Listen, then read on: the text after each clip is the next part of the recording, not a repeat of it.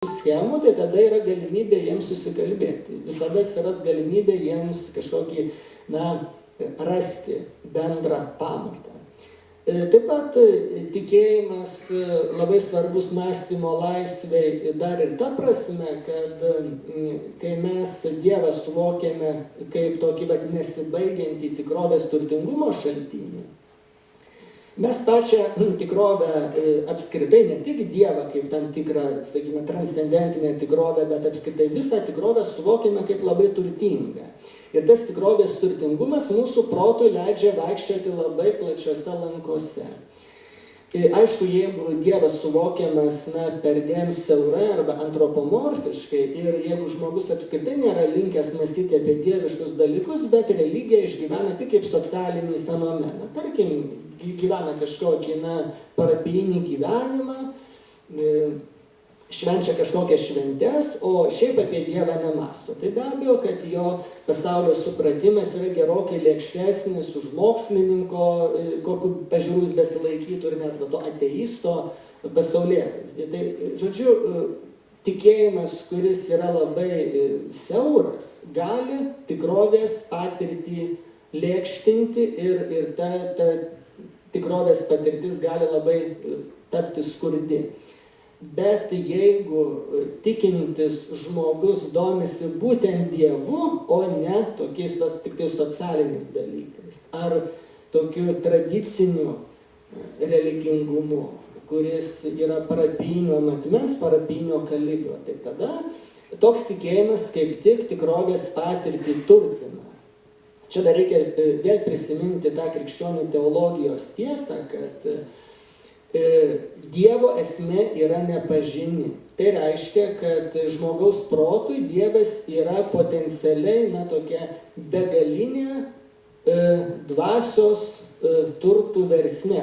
Kitaip sakant, žmogaus protas Dievo niekada neišsems ir jeigu mes tai suvoksime ne su pesimistinė tokia gaidelė, bet su optimistinė, tai reiškia, kad Dievas visada liks kaip tos labai plačios lankos ganytis žmogaus protų ir visiems kitiems jo dvasios, sakykime, matmenims.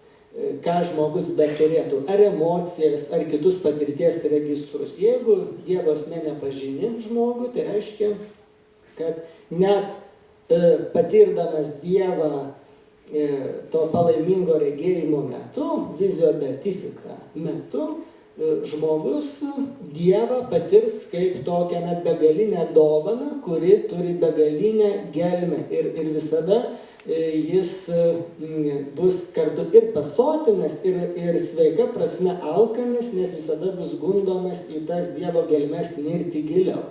Tai reiškia, kad ta Dievo samprata, kurią mes pozityvia prasme randame apreiškime, tai toli gražu nėra visas Dievas, apie kurį mes turėtume mąstyti. Tai yra tas Dievas, kuris įsikūnijo, kuris mums panorėjo šituo būdu pasirodyti. Tai yra Dievas, kuris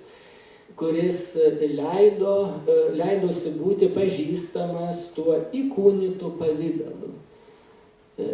Bet giliausia prasme Dievas yra begalinis tikrovės šaltinis. Ir jeigu mes jį taip suvokiame, tai reiškia, kad net mesdami ir to, ką sako apreiškimas, net mesdami įsikūnijimo tiesų, mes vis dėlto Dievą patiriame ir suvokiame kaip begalinę versmę ir tada iš principo jis gali mus ganyti labai plačiose patirties erdvėse, gerokai platesnėse erdvėse, negu suponuoja kai kurie mokslininkai. Aišku, kartais mokslininkai sako, jog dėsnių skaičius gali būti begalinis ir iš principo pasaulis gali būti pažįstamas be galo ilgą laiką. Bet kiti sako, kad dėsnių skaičius yra baigtinis ir pažinimo procesas gali būti baigtinis ir yra netgi tokių, kurie sako, kad galbūt mes esame visai arti pačių pamatiškiausių dėsnių atradimo. Yra tokia visako teorija, theory of everything, Ir ta visko teorija teigia, kad na, kai mes prisikasime prie tų giliausių pamatų, tai mes iš esmės turėsime, na, galutinę informaciją apie pasaulį. Galbūt informacija bus pakankamai schemiška, bet iš esmės